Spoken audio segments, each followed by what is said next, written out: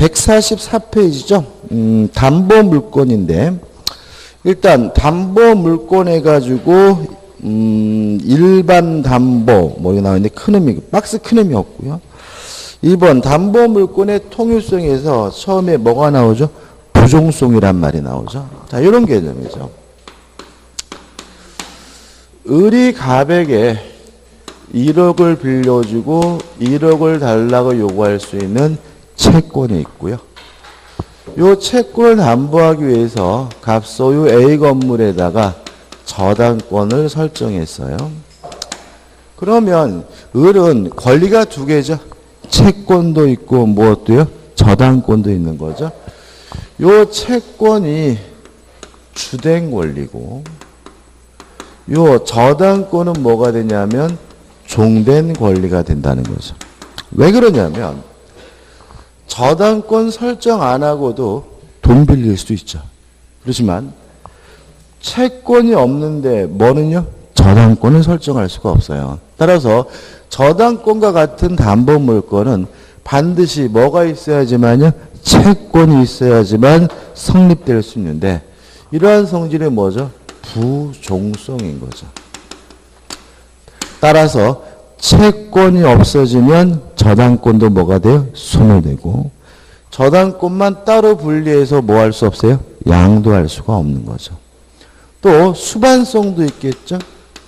채권이 양도가 되면 저당권과 같은 담보물권도 함께 가는 거죠. 왜냐하면 저당권과 같은 담보물권은 종된 권리로서 반드시 뭐가 있어야지만요? 채권이 있어야지만 성립될 수가 있습니까? 이게 뭐죠? 부종성, 수반성이죠. 그 다음 우측에 3번 불가분성입니다. 자, 이런 문제죠. 갑이 을로부터 얼마를 빌렸냐면 1억을 빌렸어요. 근데 갑이 을에게 5천만 원을 갚았네요. 요랬을 때 저당권이 반으로 줄느냐? 그거는 아니라는 거죠. 따라서 결국은 갑이 을에게 1억 원 전액을 다 갚을 때까지 이 저당권은 여전히 이 목적물 전부에 계속 그 효과가 유지가 되는데 이걸 우리가 뭐죠? 불가분성이라고 하고요. 그 다음에 4번 해가지고 뭐가 나오죠? 물상대의성이 나오는데 대단히 중요합니다.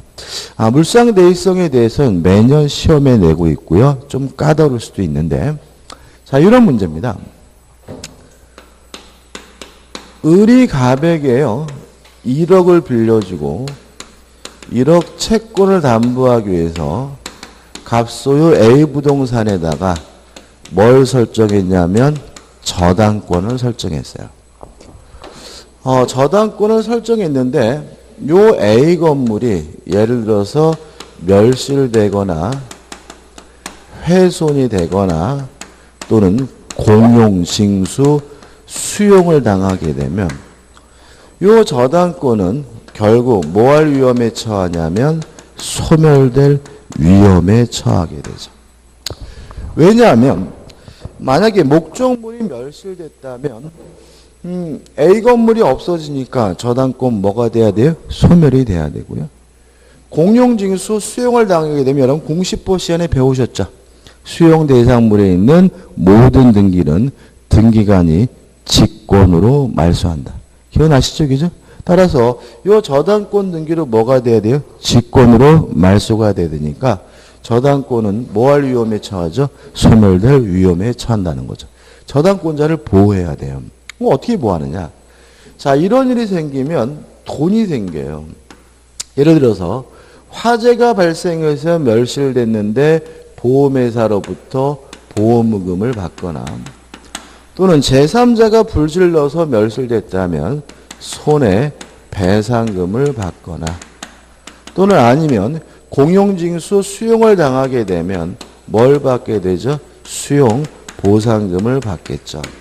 이러한 가치 변형물에 대해서 저당권자가 만약에 지급하기 전까지 인도하기 전까지 압류를 했다면 이때 이 저당권은 소멸되지 않고요. 이 가치 변형물에 계속 그 효과가 미치게 되는데 이러한 성질을 물상대위성이라고 하고요. 이러한 권리를 물상대위권이라고 합니다. 여기까지가 뭐죠? 개념이에요. 이해되시죠? 자, 몇 가지를 주의하시는데요. 첫째, 이러한 물상대위권이 인정되는 권리가 저당권에 하나느냐? 그렇지는 않습니다. 가등기담보, 양도담보, 매도담보도 물상대위가 인정이 돼요. 왜 그런 거죠? 가등기담보, 양도담보, 매도담보는 뭐하고 똑같다고요? 저당권하고 똑같으니까 적지는 않을 거예요. 그 다음에 두 번째, 전세권자에게도 물상대위권이 인정이 돼요. 왜냐하면 전세권도 경매할 수 있고 우선변제권이 있다는 점에서는 무엇과 다름이 없어요? 저당권과 다름이 없기 때문에요. 그렇지만 유치권은 물상대위가 인정되지를 않아요. 왜냐하면 유치권자는 좀 이따 말씀드리겠지만 반드시 점유해야 되고요. 어떤 이유든지 간에 점유를 상실하면 유치권이 뭐가 돼야 돼요? 소멸돼야 되거든요. 만약에 목적물이 멸실돼서 없어졌다면 점유를 상실한 거고요. 유치권은 소멸돼야 되기 때문에 뭐가요? 물상대위는 인정되지 않죠. 그래서 유치권자에게는 물상대위권이 없다는 게 시험에 잘 나요. 그 다음에 두 번째 주의하실 점은 소멸될 위험이 있어야 돼요. 다시 말하면 멸실훼손 공용징수는 저당권이 소멸될 위험에 처한 경우의 예인 거죠. 따라서 다른 이유로 하더라도 저당권이 소멸될 위험이 있다면 이때는 물상대위가 인정이 돼요. 그럼 역으로 말하면은 돈이 생겼다 하더라도 저당권이 소멸될 위험이 없다면 그때는 물상대위가 뭐 되잖아요? 인정되지 않아요. 계속해서 여기서 시험 문제 답이 나오고 있어요. 갑이 요 건물을 병한테 팔았어요. 팔고 병으로부터 갑이 매매 대금을 받았더라도 요 매매 대금에 대해서는 물상대위가 인정될 수는 없습니다. 왜냐하면 매매가 되더라도 저당권은 뭐 되지 않아요? 소멸되지 않죠. 오히려 누가 곤란해요? 얘가 곤란한 거죠. 저당권자는 굳이 뭐 할 필요 없어요? 보호할 필요가 없더라서 작년, 재정년도 계속해서 매매 대금에 대해서는 물상대위가 인정되지 않는다는 형태의 지문이 답으로 선택되고 있으니까 잊지 마세요. 그 다음 마지막으로 지급 전에 압류를 해야 돼요. 이걸 꼭 저당권자가 해야 되느냐 이 문제에 대해서 우리 판례는 저당권자가 하든 제3자가 하든 다른 말로 하면 일반 채권자가 하든 아무런 상관이 없다는 게 우리 판례의 입장입니다. 다 한 겁니다. 정리해 볼게요. 저당권 등이 소멸될 위험이 있을 때 그 가치 변형물에 대해서 압류한다면 소멸되지 않고 저당권 등이 유지되는 효과가 뭐죠? 물상대위라고 하는데 저당권뿐만 아니라 전세권에도 물상대위가 인정되고요. 유치권에는 물상대위 인정되지 않고요. 또 이러한 물상대위가 인정되려면 저당권이 뭐 할 위험이 있어요? 소멸될 위험이 있어야 된다. 따라서 매매 대금에 대해서는 물상대위가 인정되지 않는다. 왜냐하면 매매가 되더라도 저당권은 뭐 할 위험이 없죠? 소멸될 위험이 없으니까.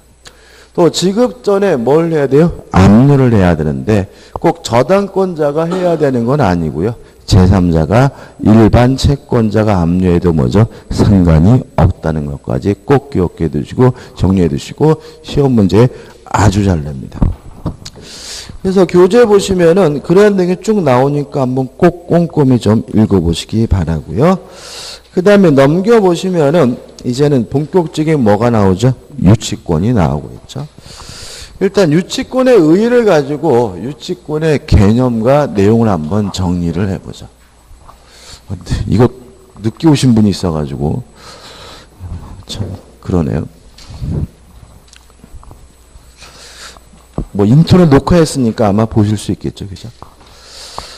자, 유치권입니다. 유치권의 의의 보시면 이렇게 나오죠. 타인의 물건 또는 유가증권을 일단 유치권도 시험 문제가 반드시 나오고요. 나오는데 어려워하세요.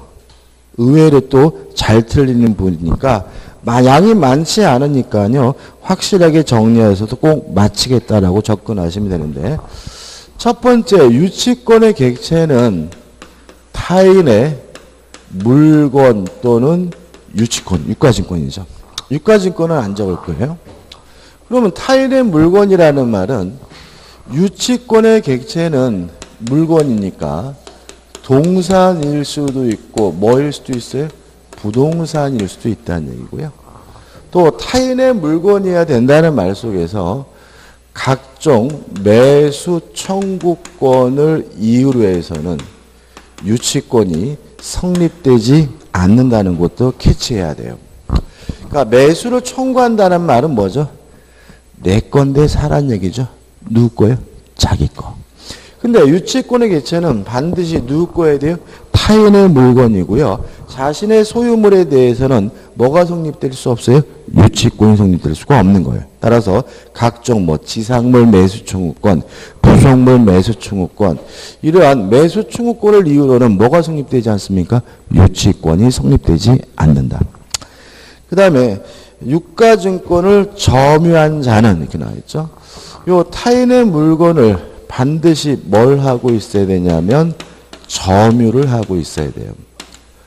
물론 그 점유가 직접 점유든 간접 점유든 따지지 않아요.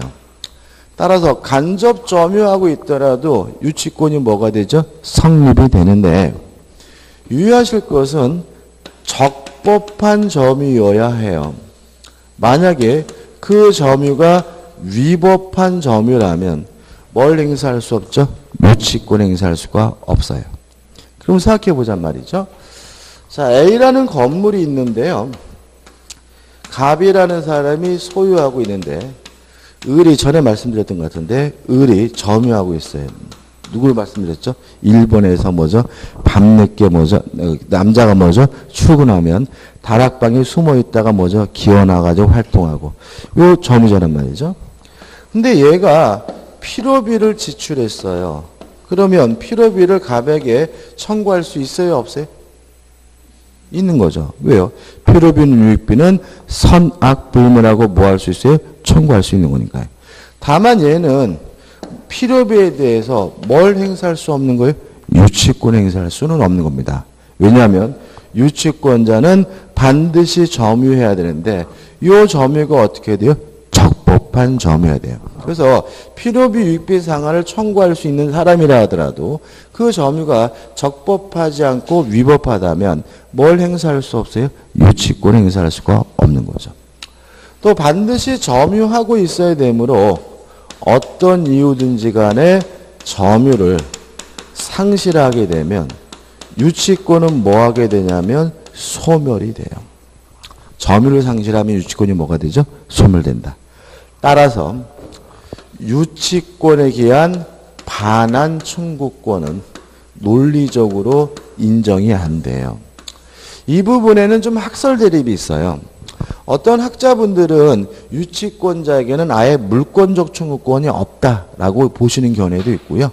물권적 청구권은 있지만 반환 청구권은 없다라고 보는 학설도 있어요. 판례가 없어요. 그러면 우리는 그냥 안전한 것만 기억하면 되니까 그냥 뭐만요? 반환 청구권이 없다. 이렇게 기억하시고 시험에 나오기가 좀 까다롭긴 해요. 왜냐하면 나오면 무조건 오답 시비에 걸려요. 그래서 우리는 반드시 점유를 해야 되고 점유를 상실하게 되면 유치권이 뭐가 돼요? 소멸되니까 유치권을 이유로는 뭐 할 수 없어요? 반환을 청구할 수 없다. 그 다음에 또 무엇이 인정되지 않죠? 물상대의가 인정되지 않다. 왜냐하면 목적물이 멸실돼서 점유를 상실하면 유치권은 무조건 뭐가 돼야 돼요? 소멸이 돼야 되니까요. 계속 볼까요? 점유한 자는 그 물건이나 유가증권에 관하여 생긴 채권이에요. 자, 어떤 채권이냐면 이 물건에 관하여 생긴 채권이어야 되네요. 이건 우리 교재는 결련성이 있어야 된다라고 나왔는데, 뭐 결련성이란 뭐 몰라도 돼요. 관련성인데. 아무튼 어떤 채권입니까? 물건에 관하여 생긴 채권이어야 돼요. 따라서 필요비나 유익비나 공사대금은 그 물건에 관하여 생긴 채권이니까 뭐가 성립될 수 있어요? 유치권이 성립될 수가 있지만 임차 보증금이나 권리금이나 매매대금은 그 물건에 관하여 생긴 채권이 아니고요. 임대차나 매매 같은 쌍무계약으로부터 발생한 채권이기 때문에 뭐가 성립될 수 없냐면 유치권이 성립될 수가 없어요. 몇 년 전에는 보증금 권리금이 유치권의 대상이 될 수 없다가 잘 나왔는데 최근 2년 연속해서 매매대금에 대해서 들먹거리면서 유치권이 성립되지 않는다는 지문으로 답을 선택하는 경우가 많습니다. 다시 말하면 보증금, 권리금, 매매대금은 임대차나 또는 매매계약과 같은 쌍무계약으로부터 발생한 채권이니까 뭐가 성립되지 않죠? 유치권이 성립되지 않는다. 필요비, 유익비, 공사대금과 같이 목적물에 관하여 생긴 채권에 대해서만 유치권이 성립될 수가 있는 거죠. 근데 계속 보시면 그 물건이나 유가증권에 관한 채권이 변제기에 있는 경우, 그래서 마지막으로 유치권이 성립되려면 반드시 변제기가 도래해야 됩니다. 그럼 아직 변제기가 도래하지 않았다면, 아직 돈 받을 때가 안 됐다면 유치권은 뭐 되지 않아요? 성립되지 않아요. 그래서 많이 나오는 것이 뭐냐면 유익비에 대해서 법원이 상한 기간을 허락했다면 그때는 유치권이 뭐 되지 않죠? 성립되지 않는다. 상환 기간을 허용했다는 말은 변제기를 유예해 줬다는 거죠. 예를 들어서 오늘이 아니라 한 달 후에 줘라. 그 말은 결국은 아직 뭐가 도래하지 않은 거죠? 변제기가 도래하지 않은 거죠. 돈 받을 때가 안 된 거죠. 따라서 이때는 무엇이 성립되지 않죠? 유치권이 성립되지가 않죠.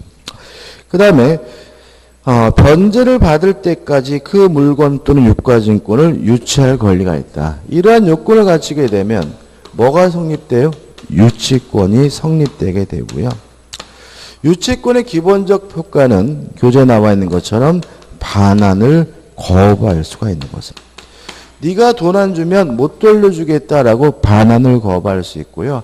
항상 조심할 것은 뭐냐면 유치권을 근거로 해서 변제 자체를 청구할 수는 없음을 주의하시기 바랍니다. 다시 말하면 유치권은 소극적 방어적 권리입니다. 따라서 뭐 할 수 있을 뿐이에요? 반환을 거부할 수 있을 뿐 직접 돈을 달라고 뭐 하지 못합니까? 청구하지 못합니다. 여기까지가 이제 한 80%가 끝난 거예요. 자, 이거 가지고 이제 교재 2번 목적물과 피담보 채권 해가지고 1. 타인의 물건 또는 유가증권. 2번 유치권이 성립하지 않는 채권 해가지고 1번 해가지고 쭉 나오는데 이걸 외우는 게 아니라 결국 여기에 뭐가 있죠? 여기 들어가 있어요. 그죠? 근데 문제는 뭐냐면 손해배상 청구권, 손해배상 채권이 유치권이냐 아니냐를 딱 부러지게 말할 수가 없어요. 특히 교재에 나와 있는 뭐 채무 불이행으로 인한 손해배상 청구권, 이거 유치권이 될 수도 있고 어떻게요? 안 될 수도 있어요. 왜 그러냐면 손해배상 채권이 유치권의 대상인지 아니면 동시이해항변권의 대상인지는 요 손해배상 채권을 발생시킨 원래의 채권을 기준으로 판단하게 돼요. 그래서 만약에 원래 채권이 유치권이면 손해배상 채권도 뭐예요? 유치권. 원래 채권이 동시항변권이면 손해배상 채권도 뭐예요? 동시항변권이에요. 예를 들어서 필요비를 제때 주지 않아서 필요비에 대한 채무 불이행으로 인한 손해배상 채권이에요. 그러면 원래 채권이 뭐예요? 유치권이니까 손해배상 채권은 뭐예요? 유치권인 거예요. 보증금을 제때 주지 않아서 발생한 채무 불이행에 의한 손해배상 채권이에요. 그러면 원래 채권이 뭐였어요? 동시항변권이니까 손해배상 채권도 뭐예요? 동시항변권이에요. 매매대금을 제때 주지 않아서 발생한 채무불이행에 의한 손해배상 채권이에요. 그러면 원래 채권이 뭐예요? 동시항변권이니까 손해배상 채권도 뭐예요? 동시항변권이에요. 이해되시죠? 다시 한번요. 손해배상 채권이 유치권이냐 또는 동시항변권이냐 일률적으로 말할 수가 없다. 왜냐하면 손해배상 채권을 발생시킨 무엇을요?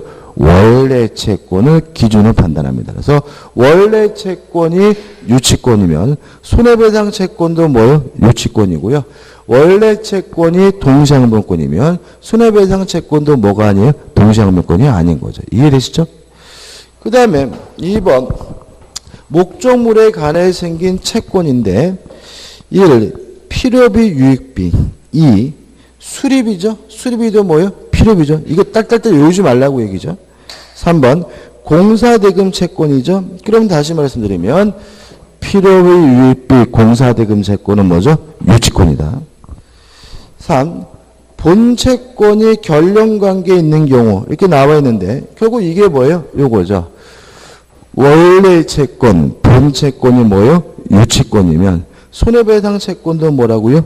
유치권이다. 이런 얘기고 5번 유권주권은 어떻게 해요? 안 볼 거란 말이죠.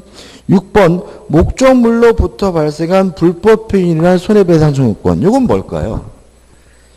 개새끼가 문 경우에 개가 저를 물었다고요. 그죠? 지나는데 개가 저를 물었어요. 그러면 저는 개 주인에게 불법행위를 원인으로 뭘 청구할 수 있죠? 손해배상을 청구할 수 있죠? 뭐 때문에? 개 때문에요. 따라서 그 개를 뭐 할 수 있어요? 유치할 수 있다. 이런 얘기고. 그 다음 우측에 7번인데 7번은 모르셔도 돼요. 그러니까 채권과 목적물의 동일한 법률관계나 또는 동일한 사실관계로 발생한 경우에는 무엇이 발생하냐면 유치권이 발생한다는 얘기예요. 설명을 드릴까 말까 고민인데 안 드릴게요. 모르셔도 돼요. 그죠? 중요하지 않습고요. 그 다음에 3번 채권이 뭐죠? 변제기가 도래해야 되고 4번 유치권에 대한 뭐가 없어야 됩니까? 배제특약이 없어야 되겠죠. 끝이죠. 그 다음 넘겨보시면 이제 존립기간 뭐 특별한 문제가 없죠. 채권이 있으면 유치권도 어떻게 존재한다. 법적 성질 탐물권이다. 따라서 자신의 소유물에 대해서는 원칙적으로 유치권이 성립되지 않고요. 1번 유치권이 성립하기 위해서 부동산이든 동산이든 뭐만 하면 돼요? 점유만 하면 되죠. 따라서 등기할 필요가 없다. 그 다음에 3번 해가지고 나와 있는데 3번은 요거죠. 유치권이 성립되면 뭐 할 수 있죠? 반환을 거부할 수 있을 뿐 직접 변제해달라고 뭐 할 수는 없어요? 청구할 수는 없다. 4번 유치권 불가분성이 있습니다. 무슨 말이라고요? 전액 변제할 때까지 유치권은 목적물 전부에 그 효과가 어떻게 해요? 미친다. 이런 얘기죠. 5번 유치권에 효력해서 1번 목적물의 유치권 해가지고 뭐죠? 반환을 거부할 수 있는데 물권이니까 제3자에게 대항할 수 있고요. 특히 원칙적으로 경매가 되더라도 유치권은 소멸되지 않으므로 경락인에게도 자신의 유치권을 뭐 할 수 있죠? 조장할 수가 있죠. 2번 경매권인데 채권을 변제받기 위해 경매할 수 있다. 근데 우선변제 가입표 뭐가 없죠? 우선변제권이 없죠. 자, 유치권도 물권이니까 경매권은 있어요. 그렇지만 우선 변제 받을 수는 없어요. 왜 그러죠? 기억나시죠? 소멸되는 권리만 배당을 받는다. 배당 순위는 우선 변제권이 있는 자에게 주어진다. 이런 얘기예요. 다시 말하면 유치권은 경매가 되더라도 뭐 되지 않아요? 소멸되지 않아요. 배당받을 수가 없습니다. 다시 말하면 배당 순위가 주어지지 않기 때문에 뭐가 없는 거죠? 우선 변제권이 없는 거고요. 그 다음에 이 3번 비용 상한 충구권 물론 인정이 되고요. 4번에서 간이 변제 충당권 해가지고 일정한 요건을 갖추면 목적물에 대한 소유권을 직접 수취할 수 있는데 중요한 것은 아니고요. 그 다음에 우측에 이제 5번 과실수취권이죠. 이 과실수취권이 대단히 애매합니다. 일단 우리가 점유할 때 선의의 점유자는 과실을 수취할 수 있고 따라서 차임이나 지료를 지급할 필요가 없다. 이렇게 배웠잖아요. 그죠? 근데 문제는 유치권자가 과실을 수취할 수 있느냐 문제에 대해서는 굉장히 논란이 많고요. 이것도 한번 나왔는데 재작년에 나왔죠. 오답 시비에 막 휘말렸어요. 왜냐하면 아주 예매한데 일단 과실수취권이 있느냐 없느냐 문제에 대해서는 있다예요. 있다. 근데 문제는 뭐냐면 과실을 수취했다면 수취한 만큼 변제 뭐 하게 되냐면 충당을 하게 된다는 거죠. 그럼 결과적으로 받을 돈에서 뭐요? 까나간다는 얘기니까 이득이 아니죠. 쌤쌤인 거죠. 그러면 실질적으로 없는 거 아니냐 해가지고 학자분에 따라서는 유치권자는 적극적 의미에서 과실수취권은 없다라고 주장하는 견해가 또 오히려 통설이에요. 근데 우리는 수험적으로는 어떻게 기억하시냐면 그냥 이렇게 기억하시면 돼요. 과실수취권이 있느냐? 있다. 다만 수취하는 과실은 뭐합니까? 변제 충당한다. 이렇게 간단하게 정리하시면 되고요. 그 다음에 6번 보존을 위한 사용권인데 이것도 좀 자세히 해야 돼요. 자, 유치권자가 목적물을 사용 수익할 수 있느냐? 원칙적으로 없다. 따라 원칙적으로 사용 수익할 수 없기 때문에 사용 수익하다 걸리면 위반하게 되면 소멸 청구당하고요. 소멸 청구당하면 유치권은 뭐예요? 즉시 소멸하는 것이 원칙입니다. 다만 우리 민법이 예외적으로 유치권자가 목적물을 사용할 수 있는 경우가 있는데 두 가지를 들고 있어요. 첫째, 채무자로부터 승낙을 얻는다면 사용할 수 있고요. 두 번째, 보존행위로서 보존에 필요한 사용은 가능하다는 게 우리 민법의 태도입니다. 항상 말씀드리지만 무엇부터 기억하셔야 돼요? 원칙부터 기억해 두셔야 혼란스럽지 않습니다. 그래서 원칙적으로 사용할 수는 없지만 채무자의 승낙이나 보존행위로서는 뭐죠? 가능하다. 그 다음에 2번 유치권자에게 인정되지 않는 권리에서 1. 추금력 해가지고 요겁니다. 반환충구권이 없다. 다시 말하면 유치권은 점유를 상실하게 되면 즉시 뭐가 돼야 돼요? 소멸돼야 되니까 뭐가 없죠? 반환충구권이 없고요. 그 다음에 2번 우선변제권 없고 물상대위권 없고요. 3번 물권적 충구권이 나와 있는데 어쩌고저쩌고 해가지고 유치권 자체에는 물권적 충구권 인정되지 않는다. 이렇게 나와 있죠. 그러니까 우리 저자분은 아예 뭐가 없어요? 물권적 충구권이 없다고 써놓는데 좀 위험하고요. 뭐가 없다고요? 반환 충구권이 없다라고 이해하시면 되거든요. 조심할 게 있어요. 자, 보세요. 자, 갑이 가지고 있는 시계를요. 을이 수리를 했어요. 그러면 수리비는 필요비고 목적물에 관하여 생긴 채권이니까 뭘 행사할 수 있죠? 유치권을 행사할 수가 있는 거죠. 근데 요 을이 가지고 있는 시계를 병이 훔쳐갔어요. 절체 같다면 을은 유치권을 이유로는 병에게 뭐 할 수 없는 거죠? 반환 청구할 수는 없는 거죠. 왜요? 점유를 상실하는 순간 유치권은 뭐가 돼요? 소멸되니까요. 근데 유치권자에게 한 가지 권리가 더 있어요. 점유권도 있죠. 제가 지금 안경을 쓰고 있습니다. 저는 이 안경에 대해서 점유권도 있고 무엇도 있는 거예요? 소유권도 있는 거잖아요. 동의하시죠? 그죠? 제가 아파트에 임대하고 있어요.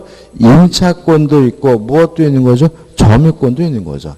다시 말하면 이 사람은 유치권도 있고 뭐예요? 점유권도 있는 거니까 점유권을 이유로는 병에게 뭐 할 수 있는 거죠? 반환을 청구할 수 있다. 이런 얘기죠. 그래서 침탈당한 날로부터 1년 이내라면 갑은 유치권을 이유로는 뭐 할 수 없어요? 반환을 청구할 수는 없지만 점유권을 이유로 뭐죠? 반환 청구하고 점유를 회복하게 되면 다시 뭐죠? 유치권이 회복된다. 이런 취지가 되는 거죠.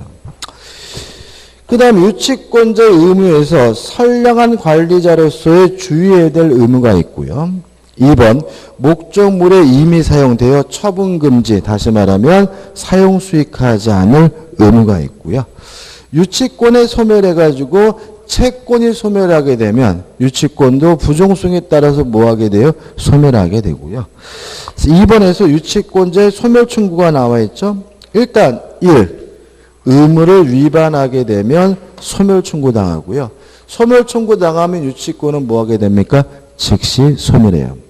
이 소멸 청구권은 물론 승낙을 받지 않고 일방적으로 하는 뭐가 되겠어요? 형성권이겠죠. 다만 주의하실 것은 뭐냐면 이 타담보 제공인데 이 타담보를 제공하고 소멸을 청구할 수가 있어요. 여기다 적을까요? 비교할 것이 다른 담보를 제공하고 뭐 할 수 있습니까? 소멸을 청구할 수 있는데 요거는 뭐가 있냐면 형성권이 아니다. 따라서 다른 담보를 제공했다는 이유로 소멸 청구하고 유치권이 소멸되기 위해서는 상대방으로부터 승낙, 뭐가 필요하죠? 동의가 필요하다. 이런 취지인 거죠. 예를 들어서 제가 아까 말씀드린 것처럼 개새끼가 저를 물었어요. 그래서 제가 그 개를 유치해가 저희 집 앞에 어떻게 끌어다녔는데 개 주인이 와가지고 그 개는 우리 집 아들과 같은 놈이니까 그 개 대신 고양이를 대신 맡아주십시오. 타담보를 제공하고 뭐 하는 거죠? 소멸 청구라는 거죠. 그렇다고 해서 유치권이 바로 소멸하는 것은 아니고 제가 그럽시다 라고 동의를 해야 비로소 뭐죠? 유치권이 소멸된다는 관계에 좀 조심하시기 바랍니다. 그 다음에 3번 점유를 상실하게 되면 유치권이 뭐죠? 소멸하게 되고요. 설명드렸던 내용이 반복적으로 나오고 있고요. 그 다음에 넘겨보시면 판례 가지고 복잡하게 나와 있는데 같은 말의 반복입니다. 좀 볼까요? 1번 유치권을 이유로 반환을 거부하고 있다면 법원은 어떻게 판결을 내리느냐. 너는 돈 주고 너는 반환하고 이런 식으로 판결을 내릴 테니까 상한급부 판결 또는 원고 일부 승소를 판매하게 되고요. 그 다음에 2번 과실 수치하면 뭐죠? 변제 뭐요? 충당해야 되니까 가들돈에서 뭐죠? 까 나가게 되고요. 그 다음에 3번 유치권은 반드시 뭐 해야 돼요? 타인의 물건이어야죠. 어떤 이유든지 간에 자신이 소유하고 있는 물건에 대해서는 무엇을요? 유치권 행사할 수 없어요. 그래서 한번 보시면 수급인의 소유라고 할 것이므로 누구 거라고요? 수급인 거. 그러면 수급인은 뭘 행사할 수 없죠? 유치권 행사할 수가 없는 거죠. 그래서 4번은 동문서답입니다. 읽을 필요도 없는 판례고 그 다음에 5번 보시면 도급인이 공급한 재료로 주택의 신축 공사란 수급인이 그럼 결국은 이 사람은 뭘 받을 게 있죠? 공사 대금을 받을 게 있고요. 공사 대금은 목적물에 관한 생긴 채권이니까 뭘 행사할 수 있죠? 유치권 행사할 수 있죠. 6번 유치권은 반드시 뭘 해야 돼요? 점유를 해야 되는데 직접 간접을 상관이 없다. 간접 점유하더라도 유치권이 뭐 되지 않아요? 소멸되지 않는다. 그 다음에 7번 계약으로 인하여 자신의 비용과 노력으로 건물을 신축한 신축자 그 공사 대금의 지급을 요구하면 신축 건물을 점유하는 경우 유치권은 성립하지 않는다. 말이 좀 이상한데 이게 앞뒤 막 잘려 있는데 이게 뭐냐면 신축자에게 뭐가 있어요? 소유권이 있다는 얘기죠. 그러니까 자기 비용으로 자기 노력으로 지었으면 신축한 사람이 뭐가 있어요? 소유권이 있으니까 자기 물건이고 따라서 무엇을요? 유치권 행사할 수 없다는 말인데 앞뒤가 많이 빠지게 된 7번은 가입회부를 보지 마시기 바라요. 그죠? 다 했죠, 그죠? 자, 그럼 여기서 이제 이거 가지고 뭘 분석할 줄 알아야 되냐면 사례를 분석할 줄 알면 됩니다. 요거 가지고, 그죠? 여러분들 기억할 것은 뭐죠? 제가 적어드린 게 요게 전부인 거죠. 한번 생각을 해보죠. 갑이 A라는 토지를 가지고 있는데요. 을과 만나서 임대차 계약을 했어요. 임대차 계약을 했는데 내용은 보증금 얼마나 할까요? 2억에 월세는 300만 원이라고 계약을 했고요. 그 결과 을은 임차권을 취득했고요. 요 임차권을 근거로 해서 요 토지를 사용 수익하는 과정에서 필요비와 유익비, 비용을 지출했는데 요 필요비, 유익비는 얼마를 지출했냐면 3천만 원을 지출했어요. 이런 상태에서 요 토지가 병에게 매매가 됐습니다. 또는 경매가 됐습니다. 그래서 요 병이 요 A 토지에 대해서 뭘 취득했냐면 소유권을 취득했어요. 지금 제가 설명드리는 사례는 전형적인 사례고요. 시험 맨날 요 사례만 나와요. 자, 첫째, 병이 소유권을 취득하더니 을한테 와서 내 땅이니까 나가라고 막 지랄거려요. 이랬을 때 을은 나는 임차권이 있으니까 못 나갑니다라고 버틸 수 있습니까? 없습니까? 있어요? 없어요? 없다. 그죠? 아직도 헷갈리면 안 되죠? 자, 임차권은 특정한 사람에게만 주장할 수 있는 상대권. 갑한테만 주장할 수 있고 병한테 주장하면 뭐 한다고요? 뒤지게 맞는다. 기억나시죠? 계속 반복이잖아요. 따라서 을은 나는 임차권이 있기 때문에 못 나간다라고 뭐 할 수 없어요? 버틸 수는 없다. 지금 또 주택임대차보호법 떠올리고 있는 분 계세요? 그럼 배신인 거죠? 지금 뭐 했어요? 토지입니다. 그죠? 토지고 서로 주택임대차보호법이 적용된다 하더라도 인도받았다, 주민등록했다 이런 말 없으면 뭐 없다고 생각하셔야 돼요? 대항력이 없다고 생각하시고 문제 푸셔야지 엉뚱하게 무조건 그냥 대항력이 있다라고 들어가시는 건 뭐예요? 완전 저에 대한 뭐죠? 배신이죠. 배신인 거죠. 자, 그 다음에 보증금 2억 원 안 주면 못 나겠다라고 을의 병에게 버틸 수 있어요? 없어요? 보증금 안 주면 못 나간다라고 버틸 수 있습니까? 없습니까? 없다. 그죠? 왜냐하면 보증금에 대해서는 뭐가 성립되잖아요? 유치권이. 보증금에 대해서 동시이해항변권이 인정되지만 동시항변권은 채권의 내용이에요. 물권이 아니에요. 동시이해항변권을 가지고 제3자에 뭐 할 수는 없어요? 주장할 수는 없는 거예요. 따라서 보증금 안 주면 못 나겠다라고 을은 뭐 할 수 없어요? 버틸 수가 없는 거예요. 이해되시죠? 그죠? 다만 이 필요비 유익비 3천만 원은 목적물에 관하여 생긴 채권이니까 이거에 대해서 뭐가 성립돼요? 유치권이 성립되고요. 유치권을 이유로 병에게 뭐 할 수 있는 거죠? 반환을 거부할 수가 있는 거죠. 이해되시죠? 시험에 나왔고요. 몇 번 나오지? 계속 나오고. 주의할 점입니다. 자, 반환을 거부할 수 있는데 을이 병에게 3천만 원 달라고 변제해 줄 것을 청구할 수 있어요? 없어요? 없다.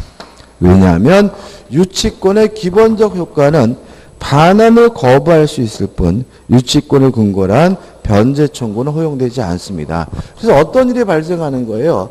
건물에 유치권 행사 중이라는 현수막이 걸리면 오래 가죠. 오래 가죠. 왜 그러는 거예요? 병과 을 간의 은근과 끈기 싸움이 벌어져. 을은 버틸 수만 있고 돈 달라고 못하죠. 만약 을이 병한테 돈 달라고 할 수 있으면 청구하고 이행하지 않으면 강제 집행할 수가 있거든요. 근데 뭐만요? 반환만 거부할 수 있기 때문에 유치권이 성립하게 되면 꽤 오래가는 경향이 있다. 그죠? 그 다음에 이제 자, 그래서 이제 우리 요 3천만 원을 이유로 뭐죠? 반환을 거부하고 있어요. 자, 그러면 여기서 문제되는 것은 요 임차권자가 원래 목적대로 요 계속 요 토지를 사용하고 수익하는 것이 가능할까요? 지금 유치권을 이유로 뭐하고 있어요? 반환을 거부하고 있죠? 우리 이 토지를 원래 목적대로 계속 사용 수익할 수 있을까요? 있다라는 점이에요. 있다. 사용 수익하는 것이 뭐죠? 가능하다. 왜냐하면 우리 판례는 유치권자가 원래 목적대로 사용 수익하는 것은 일종의 뭐로 봐요? 보존행위로 봐요. 이런 얘기죠. 이 토지에 대해 우리 유치권 행사하고 있는데 반환만 거부하고 뭐 사용 안 한다면 그 땅이 망가지거든요. 뭐 잡초 나오기죠. 그렇기 때문에 임차인이나 공사대금 채권자가 원래 목적대로 사용하는 것은 이거는 뭐로 이해합니까? 보존행위로 이해합니다. 따라서 보존행위이기 때문에 계속해서 사용 수익하는 거 어떻게 해요? 가능하고요. 자, 사용 수익했다면 차임은 지급해야 될까요? 네, 지급을 해야 됩니다. 만약에 차임을 지급해야 되는데 안 한다면 뭘 해야 돼요? 변제에 충당해야 된다는 얘기죠. 그래서 우리가 차임은 지급해야 되고 안 했다면 실질적으로 유치권자가 뭐 한 거죠? 과실을 수취한 거죠.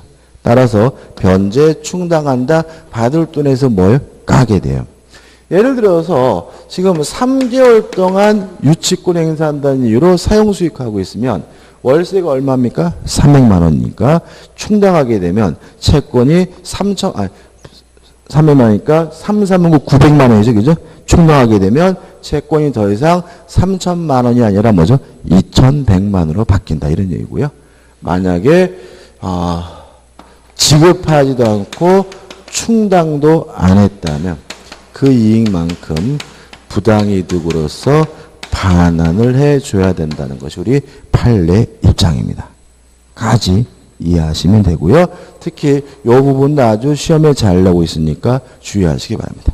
끝이고요. 좀 쉬었다가 저당권을 보도록 하겠습니다.